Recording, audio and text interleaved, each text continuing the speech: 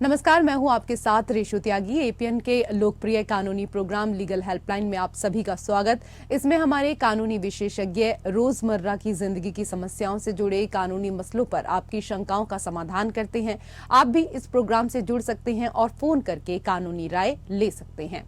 आज हम आपको गिफ्ट डीड की जानकारी देंगे, साथ में इस मसले से जुड़ी आपकी समस्याओं का समाधान भी करेंगे। गिफ्ट डीड एक दस्तावेज होता है जो एक से दूसरे शख्स को बतौर गिफ्ट प्रॉपर्टी ट्रांसफर करता है। ट्रांसफर ऑफ प्रॉपर्टी एक्ट के मुताबिक गिफ्ट के तहत आवासीय संपत्ति का ट्रांसफर एक दस्तावेज के तहत होना चाहिए।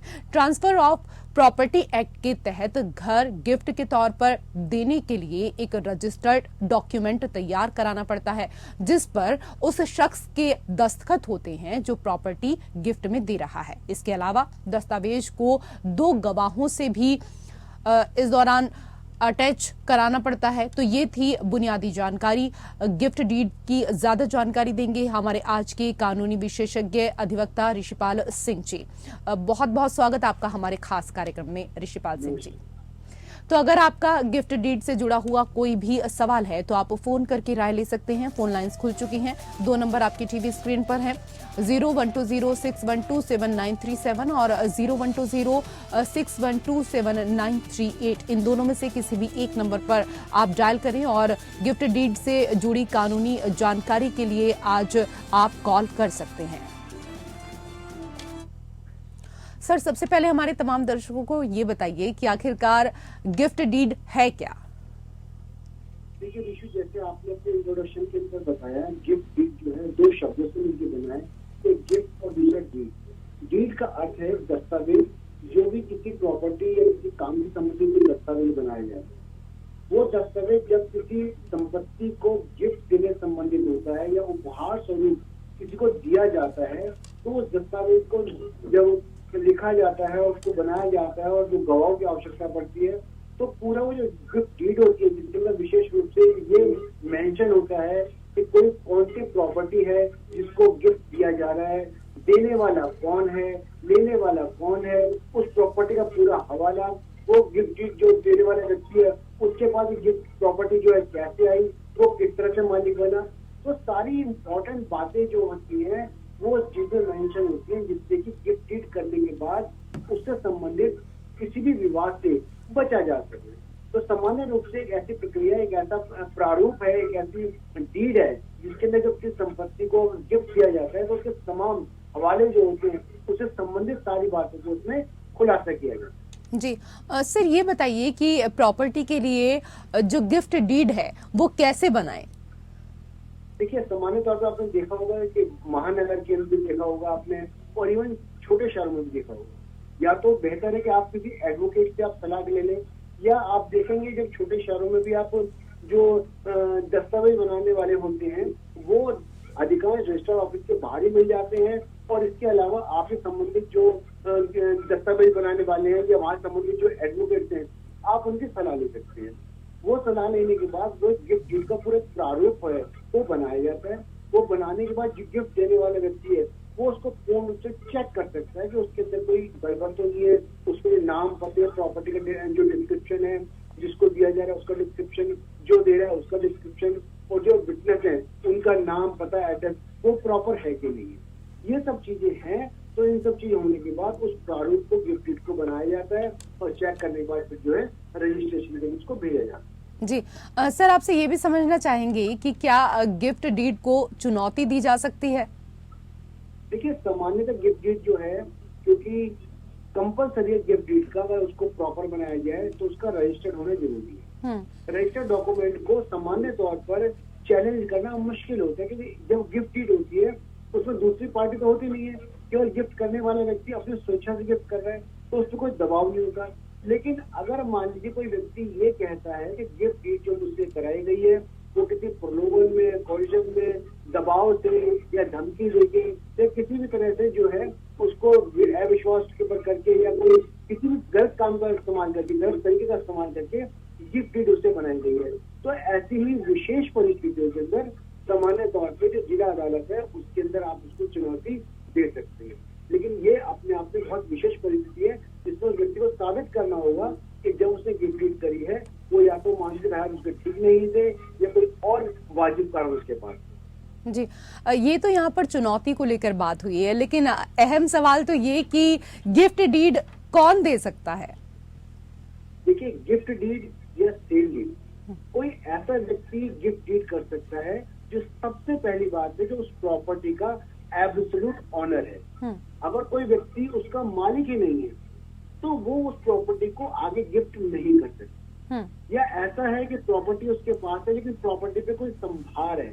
तो जैसे मान लीजिए फॉर एग्जांपल कोई प्रॉपर्टी लीज होल्ड प्रॉपर्टी है, उस लीज होल्ड प्रॉपर्टी पे तो उसका जो एब्सोल्यूट ओनरशिप है ही नहीं, या कोई किराए की प्रॉपर्टी है या कोई और किसी तरीके से प्रॉपर्टी में एब्सोल्यूट राइट अगर किसी व्यक्ति का नहीं है तो वो व्यक्ति जो है गिफ्ट डीड नहीं कर सकता। एक तो ये बात है। दूसरी बात, उसको करने के लिए जिस समय कर रहा है वो सामान्य रूप से जो है उसको पता होना चाहिए कि गिफ्ट डीड वो किसको कर रहा है, किस रिलेटिव को कर रहा है, उसके इम्प्लीकेशन क्या है। वो किसी प्रलोभन में, किसी दबाव में या जबरदस्ती उसको नहीं कराई जाएगी। वो व्यक्ति अगर उसका मानसिक संतुलन ठीक है, वो बातों को जिस समय गिफ्ट डीड कर रहा है उसको डीड करते समय उसको सारे इम्प्लीकेशन मालूम है, सारे प्रभाव मालूम है, तो वो व्यक्ति जो है केवल वही व्यक्ति उसको गिफ्ट डीड कर सकता है। अगर किसी भी तरीके से वो अक्षम है, गिफ्ट डीड की भाषा को नहीं समझता या नहीं कर पा रहा, तो गिफ्ट डीड ऐसी स्थिति में सामान्य नहीं होगी। और जो पंजीकरण अधिकारी है तो गिफ्ट डीड को इस आधार पर भी पंजीकृत करने से इनकार कर सकता है कि वो व्यक्ति जो है वो सामान्य रूप से होश में नहीं है या सामान्य हालात में वो गिफ्ट डीड की सहमति नहीं दे सकता। जी, सर ये भी बताएं हमारे दर्शकों को कि गिफ्ट डीड पर इनकम टैक्स कितना लगता है? देखिए, गिफ्ट डीड सामान्यतः जो गिफ्ट डीड होती है लिमिटेशन हर उसके हिसाब से होती है। 50,000 से ज्यादा जो होता है गिफ्ट डीड के ऊपर आपको जो टैक्सेस का अलग अलग स्लैब पड़ता है। लेकिन सामान्यतः जो गिफ्ट डीड की प्रॉपर्टीज होती है, क्योंकि गिफ्ट डीड के अंदर किसी संपत्ति का हवाला नहीं होता, किसी प्रॉपर्टी के उसकी मनी ट्रांजेक्शन नहीं होती, उपहार जो होता है किसी बहुत नजदीकी को दिया जाता है और उसके अंदर मनी ट्रांजेक्शन होती नहीं है। तो ऐसी स्थिति में ये नहीं कहा जा सकता कि दूसरे व्यक्ति को इनकम हुई है।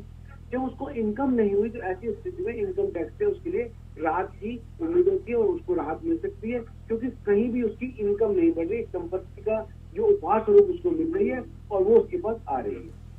जी सर, कई लोग होते हैं जो अपनी संपत्ति को पहले तो दे देते हैं लेकिन फिर बाद में उनको लगता है कि अरे क्यों दे दिया, तो अपनी प्रॉपर्टी वापस ले ली जाए। तो इस बात का भी जवाब दीजिए कि क्या कोई अपनी गिफ्ट दी हुई प्रॉपर्टी को वापस ले सकता है?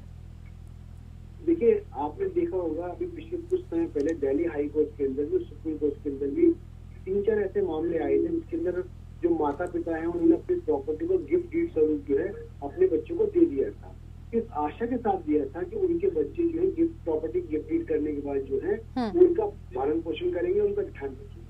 तो ये एक बहुत विशेश परिस्थिति के अंदर ही जिस व्यक्ति ने किसी प्रॉपर्टी को गिफ्ट किया है वो उस गिफ्ट को चैलेंज कर सकता है। वो ऐसी विशेष परिस्थिति, अदरवाइज जब प्रॉपर्टी गिफ्ट में जाती है तो उसका एब्सोल्यूट ट्रांसफर हो जाता है। और सामान्य परिस्थितियों में जो गिफ्ट डीड की प्रॉपर्टी है उसको या गिफ्ट डीड को आप चैलेंज नहीं कर सकते। जैसे मैंने आपको भी उदाहरण देकर पहले बताया कि माता पिता ने इस आशा से अपने बच्चों को प्रॉपर्टी गिफ्ट कर दी कि वो उसका भरण पोषण करेंगे, उनका ध्यान रखेंगे और उसके बाद वो लोग जो है उस चीज से पीछे हट गए। तो ऐसी विशेष परिस्थिति में अगर हाईकोर्ट अपने अधिकार का इस्तेमाल करता है या सुप्रीम कोर्ट अपने अधिकार का इस्तेमाल करता है तभी वो गिफ्ट डीड को चैलेंज किया जा सकता है। वरना सामान्य रूप से जो गिफ्ट डीड होती है वो एक एब्सोल्यूट डॉक्यूमेंट होता है, उसको सामान्य रूप से चैलेंज नहीं किया जाए। जी सर, ये भी आपसे समझना चाहेंगे कि अगर कोई अपनी जो प्रॉपर्टी है वो गिफ्ट में दे रहा है तो क्या डीड रजिस्टर्ड कराना जरूरी होता है? देखिए ऋषि, जब भी कोई प्रॉपर्टी कोई व्यक्ति दूसरे व्यक्ति को देता है तो ना केवल प्रॉपर्टी देता है बल्कि उससे निहित जितने अधिकार हैं वो सारे के सारे अधिकार भी उस व्यक्ति के पास ट्रांसफर हो जाते हैं जिसको वो गिफ्ट दी जाती है। तो जब भी किसी प्रॉपर्टी के अधिकारों को ट्रांसफर होता है या उनका संकुचन होता है तो ऐसी स्थिति में उस अधिकारों को, अगर वो अधिकार कहीं पर लिखित रूप से, जिसको सामान्य भाषा में रजिस्ट्रेशन कह रहे हैं, अगर वो अधिकार लिखित रूप में है तो वो सामान्यतः बेहतर होता है जिससे कि कोई दूसरा व्यक्ति उसको चैलेंज नहीं कर सकता। क्योंकि अगर आपका डॉक्यूमेंट रजिस्टर्ड है और पंजीकृत अधिकारी के सामने पंजीकृत किया गया है और वो ऑलरेडी कॉपी आपके पास है, पंजीकृत कार्यालय के अंदर कॉपी है, तो अगर तीसरा व्यक्ति कोई आता है और उसको चैलेंज करता है कि इसका मालिकाना हक मेरे पास है या गिफ्ट नहीं की गई है या किसी और तरीके चैलेंज कर सकता है, तो ऐसी स्थिति में जो रजिस्टर्ड डॉक्यूमेंट होता है उसका एक अपने आप में एक प्रिविलेज होता है, वो आप कोर्ट के अंदर साबित कर सकते हैं। अगर कोई पुलिस केस होता है तो सामान्य रूप से पुलिस ये मान के चलती है, कोर्ट मान के चलती है कि डॉक्यूमेंट रजिस्टर्ड है, आपकी सहमति से किया गया तो आपके सारे अधिकार है। इसलिए सामान्य रूप से सेल डीड होती है, गिफ्ट डीड होती है, डोनेशन डीड होती है। इनका जो ट्रांसफर ऑफ प्रॉपर्टी एक्ट है उसके अंदर इनका रजिस्ट्रेशन अनिवार्य है। इसके अलावा जो रजिस्ट्रेशन एक्ट है, रजिस्ट्रेशन एक्ट में भी इन डॉक्यूमेंट का कंपल्सरी रजिस्ट्रेशन है, क्योंकि ये किसी न किसी जब प्रॉपर्टी ट्रांसफर होती है तो अधिकारों का क्रिएशन करते हैं। तो जो अधिकार जब मिलते हैं तो उस प्रॉपर्टी का, उस दस्तावेज का कंपल्सरी रूप से अगर 100 रुपये ज्यादा है तो उसका रजिस्ट्रेशन अनिवार्य है। जी, गिफ्ट डीड को लेकर आज हम यहाँ चर्चा कर रहे हैं और इससे जुड़ा हुआ कोई भी आपका कानूनी सवाल है तो आप भी कॉल कर सकते हैं। ऋषिपाल जी लगातार आज इस विषय के बारे में हमें जानकारी दे रहे हैं। सर, अगर अपनी प्रॉपर्टी किसी दूसरे को गिफ्ट में कोई व्यक्ति दे रहा है तो क्या इसके लिए स्टैम्प ड्यूटी भी चुकानी होती है? देखिए ऋषि, जब भी कोई डॉक्यूमेंट रजिस्टर्ड होता है तो पंजीकृत अधिकारी जो वहाँ का राज्य है, राज्य सरकार के हिसाब से जो उनका सर्कल रेट है, कम से कम जो सर्कल रेट है उस सर्कल रेट के हिसाब से उस संपत्ति की वैल्यूएशन निकालती है। उस वैल्यूएशन के हिसाब से जो आपकी स्टैम्प ड्यूटी होती है वो तय की जाती है।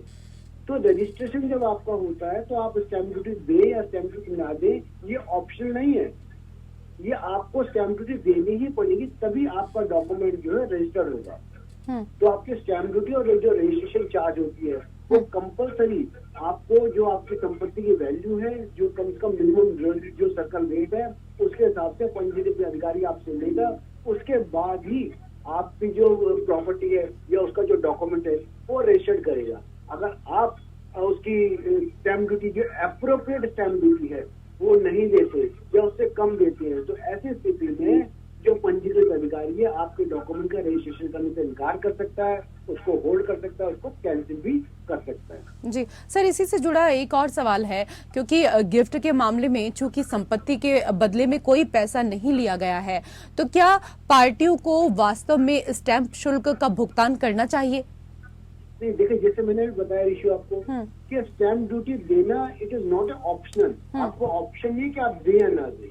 अगर डॉक्यूमेंट को आपको रजिस्टर्ड कराना है तो आप जब पंजीकृत अधिकारी के पास जाएंगे तो वो सबसे पहले उस संपत्ति का जो वैल्यूएशन जरूर करेगा। तो संपत्ति का वैल्यूएशन क्या है, या तो आप वैल्यूएशन तय करें या कम से कम जो वहाँ का जो सर्कल रेट है उसके हिसाब से उसकी वैल्यूएशन तय की जाएगी। और जितनी उसकी वैल्यूएशन होगी उसके हिसाब से आपको कंपल्सरी स्टैम्प ड्यूटी देनी ही पड़ेगी। अगर आप कंपल्सरी स्टैम्प ड्यूटी देते हैं तभी डॉक्यूमेंट रजिस्टर्ड होगा। अगर आप नहीं देते हैं तो आपका डॉक्यूमेंट जो है होल्ड पे चला जाएगा और पंजीकृत अधिकारी उसको रजिस्ट्रेशन नहीं करेगा, उसको रजिस्टर्ड नंबर नहीं देगा और उसके बाद ऑब्जेक्शन लगा के वो ऑब्जेक्शन आपको घर पे लेटर भेजेगा कि आपने प्रॉपर स्टैम्प ड्यूटी नहीं दी, इसलिए आपको डॉक्यूमेंट जो है रजिस्टर्ड नहीं किया जाए। मतलब प्रॉपर्टी चाहे किसी बाहर के व्यक्ति को दी जा रही हो या फिर ये प्रॉपर्टी किसी परिवार के सदस्य या फिर रिश्तेदार को दी जा रही है तो स्टैम्प ड्यूटी का भुगतान करना होगा? नहीं, जैसे देखो अगर आपको डॉक्यूमेंट को रजिस्टर कराना कंपलसरी है और रजिस्ट्रेशन एक्ट भी कहता है, ट्रांसफर ऑफ प्रॉपर्टी भी कहता है, रजिस्ट्रेशन कराना जरूरी है। तो रजिस्ट्रेशन कराने के लिए रजिस्ट्रेशन करने का अधिकारी है जो पंजीकृत अधिकारी है वो कंपलसरी आपसे रजिस्ट्रेशन चार्ज लेगा। जिस रजिस्ट्रेशन चार्ज में रजिस्ट्रेशन चार्ज भी शामिल है और स्टैम्प ड्यूटी भी शामिल है। जब तक वो दोनों चीजें आप नहीं देंगे तो पंजीकृत अधिकारी आपके डॉक्यूमेंट को प्रॉपरली रजिस्टर नहीं करेगा। वो तभी उसको रजिस्टर करेगा जब आप वहाँ के स्टैम्प जो जिस राज्य के हिसाब से में आप रहते हैं वहाँ के जो प्रिस्क्राइब्ड लॉ है उसके हिसाब से स्टैम्प ड्यूटी देते हैं तभी रजिस्टर्ड होगा। अगर नहीं करेंगे तो नहीं होगा। सर, गिफ्ट तुरंत लागू हो जाता है, मालिक का उस संपत्ति से स्वामित्व खत्म हो जाएगा, इसके बारे में भी थोड़ा विस्तार से जानकारी दीजिए दर्शकों को। देखिए इशू, जैसे सेल डीड एक ट्रांसफर होता है, एक व्यक्ति ने आज उस संपत्ति को बेचा, दूसरे व्यक्ति के पास चली गई तो कब्जा भी चला गया और सारा अधिकार भी चला गया। जैसे वो डॉक्यूमेंट रजिस्टर्ड होता है, जैसे डॉक्यूमेंट साइन होता है, वैसे ही सारे के सारे अधिकार ट्रांसफर हो जाते हैं। सेम यही बात जो होती है गिफ्ट डीड के अंदर होती है कि जैसे व्यक्ति गिफ्ट डीड को एग्जीक्यूट करता है, वैसी जो रजिस्टर्ड होती है तो उसके सारे नीड जितने अधिकार होते हैं तुरंत प्रभाव से जो है वो ट्रांसफर हो जाते हैं। और जिसके नाम वो जो डोनर जिसको दे रहा है, जिस वक्त उपहार जा रहा है, गिफ्ट डीड जा रही है, उसको सारे के सारे अधिकार उसी समय से लागू हो जाते हैं जिस समय से वो गिफ्ट डीड लागू होती है या जिस समय से वो साइन होती है। साइन हो गई, रजिस्टर्ड हो गई, रजिस्टर्ड होते ही जो है सारी अधिकार लागू हो जाएंगे। कई बार ऐसा होता है कि गिफ्ट डीड आप साइन कर रहे हैं लेकिन रजिस्टर्ड नहीं होगी, तो रजिस्टर्ड एक दिन बाद, 2 दिन बाद, जिस दिन होती है, जैसे रजिस्ट्रेशन का प्रोसेस होता है उसी समय सारे अधिकार ट्रांसफर हो जाते हैं। सर, भारतीय कानूनों के तहत गैर रिश्तेदारों के बीच गिफ्ट को कानूनी नहीं माना जाता है, इसके बारे में भी थोड़ा समझना चाहेंगे आपसे। देखिए, आपने देखो कई बार जो गैर रिश्तेदार होते हैं वो या तो मनी ट्रांजेक्शन जो होती है, मान लीजिए प्रॉपर्टी कई करोड़ों में है, अगर एक व्यक्ति दूसरे व्यक्ति को ट्रांसफर करना चाहता है तो ऐसी स्थिति में वो उसको कम से कम सेल डीड दिखानी पड़ेगी। अगर वो प्रॉपर्टी 10 करोड़ रुपए की है तो न केवल सवाल ये नहीं है कि केवल उनको स्टैम्प ड्यूटी देनी पड़ेगी, सवाल ये तो ये भी साबित करना पड़ेगा कि एक पार्टी ने दूसरी पार्टी को जो कम से कम जो उसका कंसिडरेशन अमाउंट है वो ट्रांसफर किया। और अगर वो दो व्यक्ति चाहते हैं कंसिडरेशन अमाउंट को कितना छुपा ले तो उसी बात को रोकने के लिए ये व्यवस्था की गई है कि भाई आपको जो मनी ट्रांजेक्शन है, अगर आपको वो केवल समान जो आपके रिश्तेदार हैं, कभी भी रिश्तेदारों के बीच में आप गिफ्ट दे सकते हैं। जो आपके रिश्तेदार नहीं है, जो आपके मतलब दूर के लोग हैं, वो उनको आप गिफ्ट नहीं दे सकते। जी सर, किस तरह की प्रॉपर्टी है जिसको गिफ्ट में दिया जा सकता है? सबसे पहली प्रॉपर्टी ऐसी जो फ्री होल्ड हो, जिसपे कोई प्रभार ना हो, जो लीज होल्ड ना हो, देने वाले को अधिकार हो कि उस संपत्ति को गिफ्ट डीड में दिया जा सकता है। उस पर कोई कानूनी जो कोई केस ना चल रहा हो, कोई लिटिगेशन पेंडिंग ना हो, वो बिल्कुल फ्री फ्रॉम ऑल इनकम्बरेंसेज हो, सभी तरह के प्रभार से मुक्त हो, वही प्रॉपर्टी जो है वो ट्रांसफर की जा सकती है। सर, आपसे ये भी समझना चाहेंगे कि गिफ्ट जिसे दिया जा रहा है अगर वो माइनर है तो इस दौरान क्या किया जाए? देखिए, माइनर को आप गिफ्ट डीड सामान्य तौर पर नहीं दे सकते। रीजन क्या है? गिफ्ट डीड पे अपने आप में कॉन्ट्रैक्ट की तरह होता है, एग्रीमेंट की तरह होता है। लेकिन अगर आप उसको गिफ्ट डीड दे रहे हैं और उस गिफ्ट को लेने वाला जो व्यक्ति वो सक्षम ही नहीं है, ना तो वो, अगर मान लीजिए वो 12 साल का, 10 साल का है, वो 18 साल से कम है, ना तो वो संपत्ति की जो कब्जा है उसको ले सकता है, ना उसके सारे अधिकारों को एंजॉय कर सकता है, ना किसी भी तरह का अगर संपत्ति में कोई प्रॉब्लम आती है तो उससे संबंधित तो कोर्ट में जा सकता है, पुलिस के पास जा सकता है। तो ऐसी स्थिति में माइनर को आप गिफ्ट जो है आपका सामान्य रूप से लागू नहीं होता। तो स्थिति है जैसे कॉन्ट्रैक्ट एक्ट होता है कि 2 व्यक्ति कॉन्ट्रैक्ट करने में सक्षम होने चाहिए, ऐसे ही गिफ्ट डीड के अंदर जो डोनर है और डोनी है दोनों सक्षम होने चाहिए, तभी वो गिफ्ट डीड जो है सामान्य रूप से मानी जाएगी कि वो वैध है, अदरवाइज वो उसको चैलेंज किया जा सकता है। जी सर, ये भी बताइए कि गिफ्ट डीड और सेल डीड में क्या कुछ फर्क होता है? देखिए, गिफ्ट डीड जैसे आप अगर हम उसको नाम से देखते हैं, गिफ्ट डीड का अर्थ है कि एक व्यक्ति दूसरे व्यक्ति को उपहार दे रहा है, उसमें ना कोई बेचना हो रहा, ना खरीदना होना। सबसे इम्पोर्टेंट क्या है कि गिफ्ट डीड और सेल डीड में, सेल डीड के अंदर जब कोई प्रॉपर्टी सेल होती है तो सबसे इम्पोर्टेंट उसका कंसिडरेशन अमाउंट है कि आप उस संपत्ति को कितने में सेल कर रहे हैं, ना केवल सेल कर रहे हैं बल्कि कंसिडरेशन अमाउंट किस तरह से वापस आ रहा है। जैसे दिल्ली में आप देखेंगे, दिल्ली में 2 लाख रुपए जो कभी संपत्ति होती है, उस संपत्ति के ऊपर आपको कंपलसरी जो होता है वो आपकी ड्राफ्ट के रूप में आनी चाहिए। अगर 50 लाख से ऊपर की संपत्ति है तो उसमें TDS कटता है। तो ये सारी जो कार्रवाई है ये सेल डीड में होती है, क्योंकि गिफ्ट डीड के अंदर क्या होता है, क्योंकि मनी का कोई ट्रांजेक्शन नहीं हो रहा, कंसिडरेशन अमाउंट का ट्रांसफर नहीं हो रहा, तो इन सब कार्रवाइयों से गिफ्ट डीड की सामान्य रूप से बचा जा सकता है। तो गिफ्ट डीड और सेल डीड में सामान्यतः यही फर्क है कि गिफ्ट डीड में जो कंसिडरेशन अमाउंट नहीं होता, लेकिन सेल डीड में कंसिडरेशन अमाउंट होता है। लेकिन स्टैम्प ड्यूटी जो है, चाहे सेल डीड हो और चाहे गिफ्ट डीड हो, स्टैम्प ड्यूटी, रजिस्ट्रेशन चार्ज तो दोनों में बराबर होता है। जी, आज के विषय पर हमारे तमाम दर्शकों को इतनी अहम जानकारी देने के लिए आपका धन्यवाद। और इसी के साथ हमारे खास कार्यक्रम लीगल हेल्पलाइन में मेरे साथ फिलहाल इतना ही। नमस्कार।